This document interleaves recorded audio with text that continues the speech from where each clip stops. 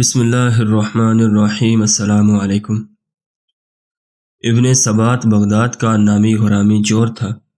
کوئی شریف آدمی اس کا نام سن کر انتہائی نفرت کا اظہار کیے بغیر نہ رہتا تھا۔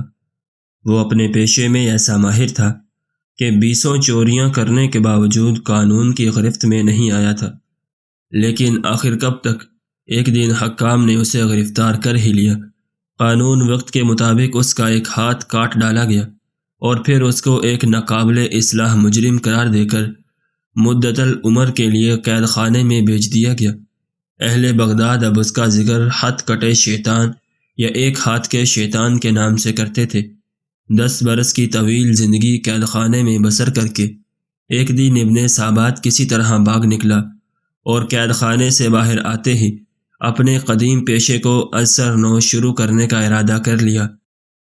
ایک ہاتھ کے نقصان اور قید و بند کی طویل پر صعوبت زندگی نے اس کے مزاج اور کردار پر ذرہ برابر اثر نہیں ڈالا تھا۔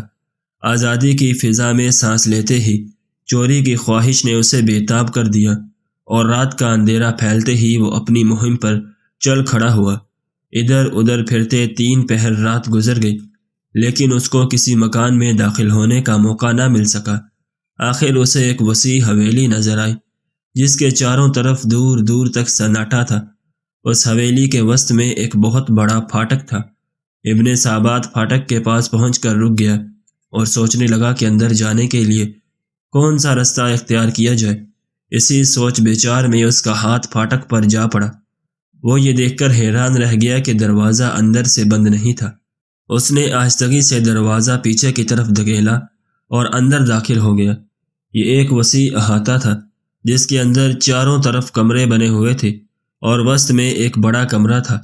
ابن سابات اس بڑے کمرے کے دروازے کی طرف بڑھا۔ اسے یقین تھا کہ یہ کسی بڑے امیر یا سوداگر کا مکان ہے۔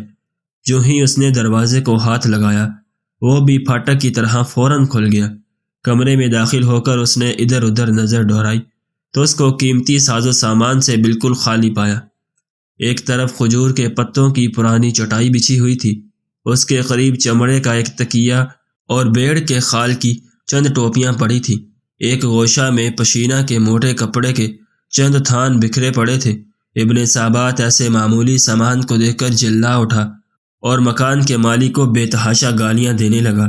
اس احمق نے اتنے بڑے مکان میں کیسے گٹیا کپڑا اور سامان رکھا ہوا ہے؟ بہرحال مکان سے خالی ہاتھ جانا اسے منظور نہ تھا۔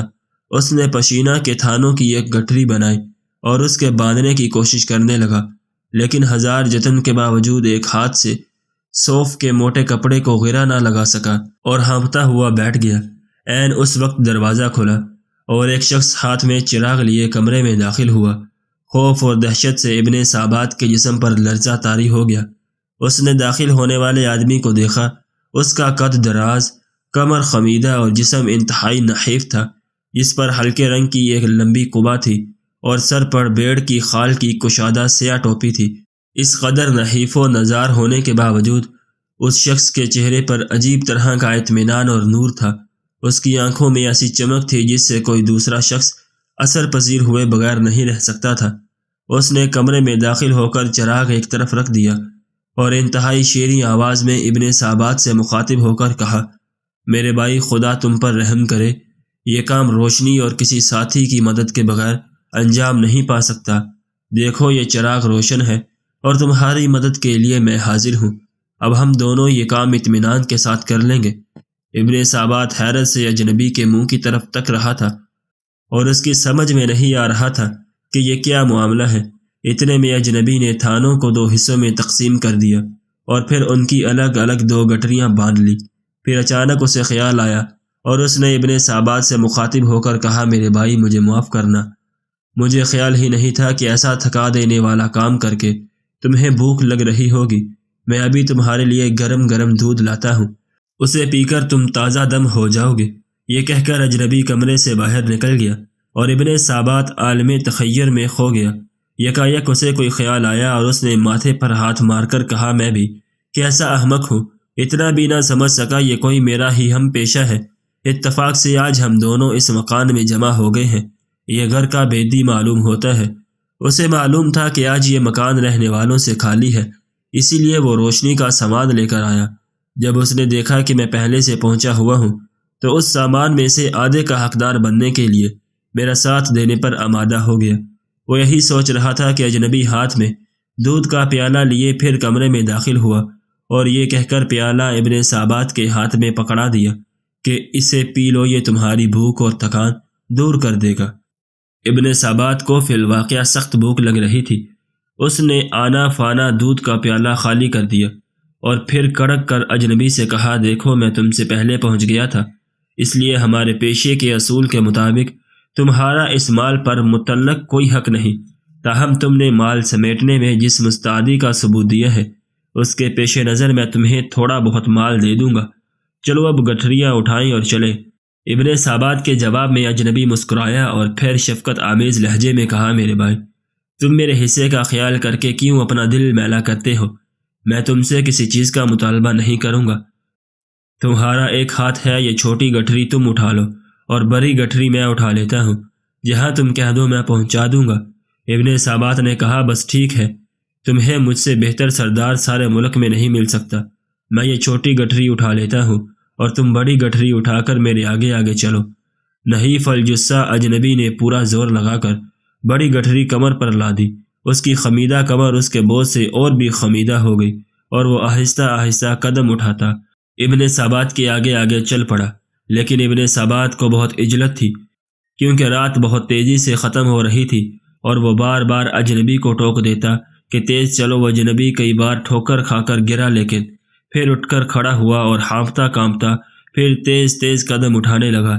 ایک جگہ چڑھائی تھی، اجنبی کو بھاری بوجھ کی وجہ سے سخت مشکل پیش آئی اور وہ ایک جگہ بے اختیار گر پڑا۔ ابن سابات نے اس پر غالیوں کی بوچھاڑ کر دی اور پھر اس کی کمر پر زور سے ایک لات رسید کی۔ اجنبی جوں توں کر کے اٹھ کھڑا ہوا اور ابن سابات سے معذرت کرنے لگا۔ ابن سابات نے گٹری پھر اس کی پیٹھ پر رکھ دی اور دونوں چلتے چلتے شہر سے دور ایک پرانے کھنڈر میں جا پہنچے۔ یہاں ابن سابات کی پناہ گاہ تھی۔ وہ اپنی گٹری باہر رکھ کر کھنڈر کی دیوار سے اندر کود گیا اور اجنبی نے دونوں گٹریاں باہر سے اندر پھینک دی۔ اس وقت چاند کی روشنی میں ابن سابات نے اطمینان سے اجنبی کے چہرے پر نظر ڈالی جو اس کے سامنے کھڑا ہانپ رہا تھا۔ اس نے محسوس کیا کہ اجنبی کے چہرے سے نور کی شعاعیں پھوٹ پھوٹ کر نکل رہی ہیں۔ یکا یک وہ ملکوتی تبسم کے ساتھ یوں گویا ہوا، میرے بھائی یہ مال تمہیں مبارک ہو، اس مکان کا مالک میں ہی ہوں اور یہ مال تجھے خوشی سے بخشتا ہوں۔ افسوس کہ میں تمہاری خاطر خواہ خدمت نہیں کر سکا، بلکہ راستے میں اپنی کمزوری اور سستی کی وجہ سے تمہارے لیے پریشانی کا باعث بنا۔ خدا کے لیے مجھے معاف کر دو۔ اچھا اب میں تم سے رخصت چاہتا ہوں، خدا حافظ۔ اجنبی یہ کہہ کر تیزی سے شہر کی طرف روانہ ہو گیا، لیکن اس کے الفاظ خنجر بن کر ابن سابات کے سینے پر پیوست ہو گئے۔ سیاکاری کے اس پتلے کے دل و دماغ کو اجنبی کے محیر العقول حسن سلوک نے جھنجھوڑ کر رکھ دیا۔ وہ سوچ رہا تھا کہ دنیا میں ایسے انسان بھی ہوتے ہیں، میں نے اسے کیا سمجھا اور اس کے ساتھ کیا سلوک کیا اور اس نے میرے ساتھ کیا سلوک کیا۔ یہ سوچتے سوچتے اس کا دماغ معاف ہو گیا۔ ضمیر کی خلش نے اسے بے چین کر دیا اور سپیدہ سحر نمودار ہوتے ہی اجنبی کی تلاش کے لیے نکل کھڑا ہوا۔ اب اس کے دل میں کسی کا خوف نہیں تھا، بس یہی آرزو تھی کہ اس اجنبی کے قدموں پر سر رکھ دے۔ رات والا مکان ڈھونڈنے میں اسے کوئی دقت نہیں ہوئی۔ اس کے باہر کھڑے ہو کر ایک شخص سے پوچھا، یہ کس تاجر کا مکان ہے؟ اس شخص نے حیرت سے اس کی طرف دیکھا اور کہا، میاں تم مسافر معلوم ہوتے ہو، یہاں کسی تاجر کا کیا کام؟ یہ تو شیخ جنید بغدادی رحمۃ اللہ علیہ کی قیام گاہ ہے۔ ابن سابات نے یہ نام سن رکھا تھا، لیکن شیخ کا صورت آشنا نہ تھا۔